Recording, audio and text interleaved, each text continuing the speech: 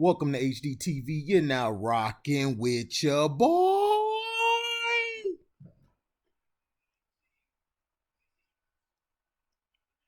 Sixers new coach Doc Rivers addresses the Paul George comments. You could say that last season was championship or bust for the Los Angeles Clippers as the team added Kawhi Leonard and Paul George to the roster. They seemed best fit to compete with the Western Conference powerhouse that is the Los Angeles Lakers. As we know now, the Clippers struggled to go all the way. Although they never faced the Lakers, the Clippers found themselves knocked out in the Western Conference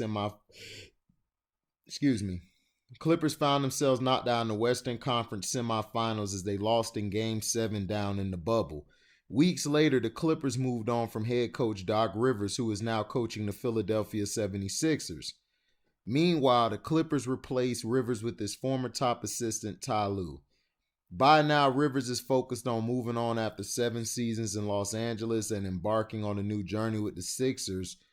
But recent controversial comments from one of Rivers' top players in the past caused the veteran head coach to address something from last season. Doc was trying to play me as a Ray Allen or a J.J. Redick, all pin downs. noplanterspaul said earlier this week. I could do it, but that ain't my game. I need some flow. I need some mixes of some pick and roll and post up. That last season was hard. Like most of what Paul George says, the star guard's comment went viral on social media as it was viewed as a supposed shot to Rivers' coaching ability. However, Doc Rivers didn't seem too offended by the accusation of misusing George last year. I enjoyed coaching him, Rivers said in regards to George, so not a lot to say there. Ty Lue was sitting right next to me. Rivers joked, "Listen, we lost the game, and I think everybody needs to take ownership. Obviously, we can always do better, and players can play better. As far as I'm concerned, I'll leave it there." As expected, Rivers didn't have much to say about the situation as he's only coached George for a single season with the Clippers. The two don't really have a notable history together. They actually do. I think Paul George cheated on Choke Rivers' daughter, who's married to Seth now. While Rivers and the Clippers surely disappointed last season, the veteran head coach refuses to get caught up in the past as he's on a new team now. So basically, Choke Rivers, I call him, which he is. The thing is this. Pat Beverly, if you guys check in the live, make sure you go see the live HD news and Pat Beverly comments. Last night we had a StreamYard. The StreamYards have been good the past 2 nights. I might be doing one tonight since I'm off. So just be on the lookout. And if we have people come, I'll be gladly welcoming you to the page. But if nobody comes, I'll just give my rundown on some of the things that's been going on. But to me, Choke Rivers told the truth. It's like, look, everybody has to take accountability. As much as he choked, Paul George really hasn't played well in the playoffs in history. Even before the knee injury, he had some games where he was very questionable in how he played the game. So I don't know what Paul George wanted, or I'm going to call him noplanterspaul. I don't know what noplanterspaul is expecting Choke Rivers to do. Choke Rivers put you in position at times. You're a superstar. You have to take onus. You have to be like, you know what, I messed up. It's time for me to play on better. I just don't understand all of this. That's the thing I don't like, is when teams start or players take shots at coaches, or coaches take shot at players, because to me, you all failed. You all had a reason why you lost. And Pat Beverly, I think, sent some shots at noplanterspaul by saying we need to be more mentally tough in situations. And Pat Beverly, to me, is showing that he's the leader of the team. Him and Kawhi are the leaders. They're more mature to me than Paul George. noplanterspaul to me is a guy who's going to keep on blaming mental health. And I'm not saying mental health is not in the community. It's very heavily in the black community with mental health. But at the end of the day, you got to take your nuts out your stomach, man, and play. You got to want to go for it. We're tired of waiting for you trying to be this star player we see that you have the potential to be. You have the size, you have the tools, you have the skill. Paul George is very skilled. He's probably one of the best skilled players of this generation because he could play both sides of the ball. If you play both sides of the ball, you're automatically in my top 10 almost, or you're up there in ranking. But to me, Paul, you guys lost because of mental toughness and you didn't show up. When Kawhi wasn't doing well, that was your cue to step up. Pat Beverly, I believe, if he wasn't hurt, see, people forget Pat Beverly was dealing with a calf injury. Those are hard to play with. I've had a calf injury before. Like, it wasn't as severe as Pat Beverly, but I just strained mine a little bit, and it was feeling like pain, especially playing football when you're trying to cut, make a tackle, you're trying to get to the ball carrier. It hurts. Like, you have to have a high pain threshold to play with it. And I believe Beverly had a high pain threshold. He was playing with it the best way he could. So that was up to Paul George to ball out. Lou Williams had a terrible bubble run. Lou Williams should have been put at the end of the bench. Those are the things I blame Chokerivers for, that he didn't play JaMychal Green late. Because JaMychal Green, I think, would have helped them better than Morris or Lou Williams down the stretch. Him and Shamet would have. And Shamet's in Brooklyn, so we're going to see how I think Brooklyn is a toss-up. But I'm getting off track. The comments made, Chokerivers did the right thing in basically taking the high road, which I knew he would. Because, come on, noplanterspaul, everybody has said the same thing about him. He doesn't accept blame. He points fingers. He always making excuses.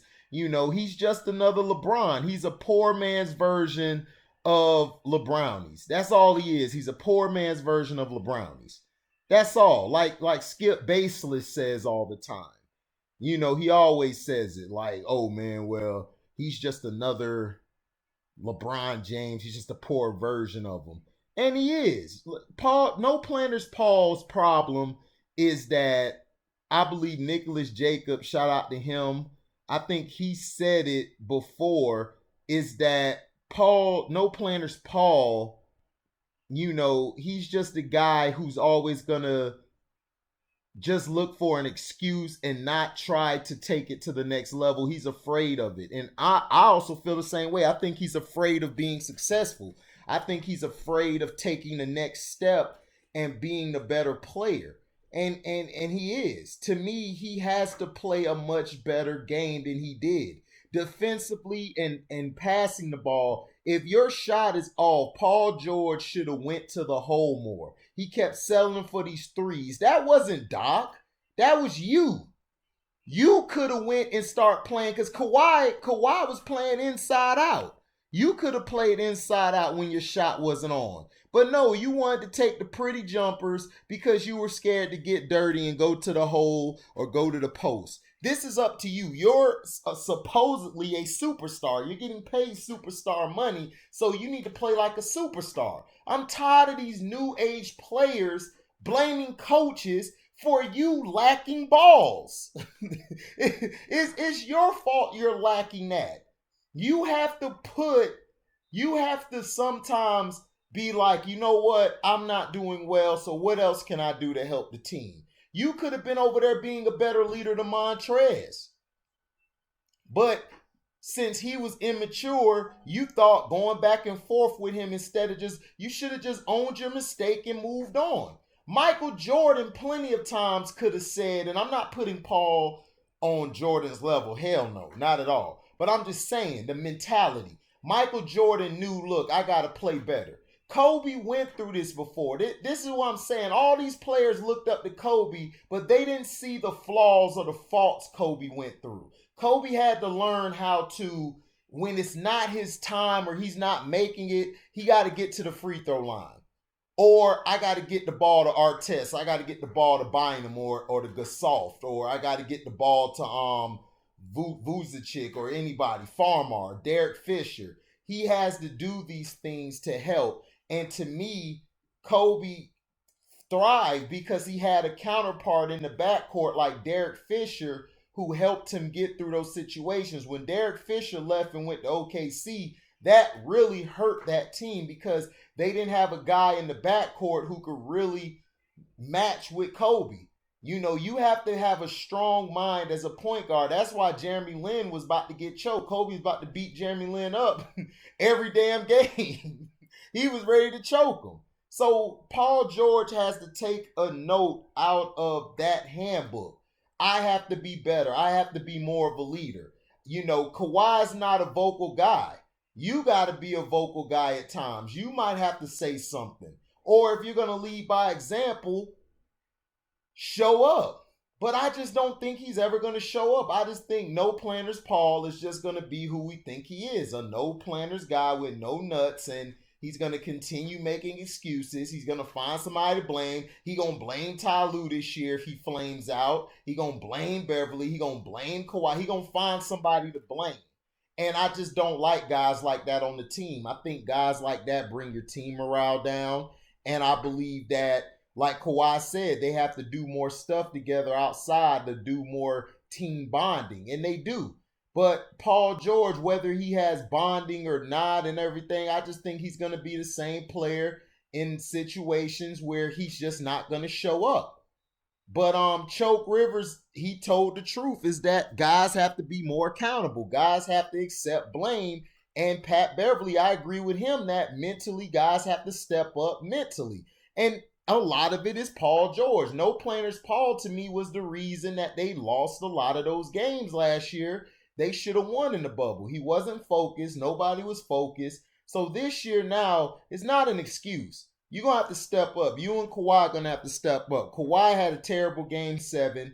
You had a terrible series and a terrible playoffs as usual. You're going to have to step up. Choke Rivers isn't there no more. So you can't just look to Choke and be like, oh, well, it was Choke's fault. It was Choke's fault. So let me know in the comment section, who do you side with? Do you side with Choke Rivers or do you side with No Planners Paul? To me, both of them in the clutch come up short, but we'll see. I would take Choke Rivers on this one because of that one chip he won. And not only that, I just think he didn't care last year. And plus, not only that, No Planners Paul he just had a mental lapse. He had a mental block. And I believe that's going to continue to hurt him throughout his career. And I just think he's never going to be that player that, you know, we want him to be or we envision him being. So thank you for listening. Like, comment, subscribe, share this, hit the notification bell to select all to receive upcoming notifications. If you want to donate to the page, you can cash at me at the word welcome, the number 2, and then HDIITV. Thank you for listening, and we're out. Live boy.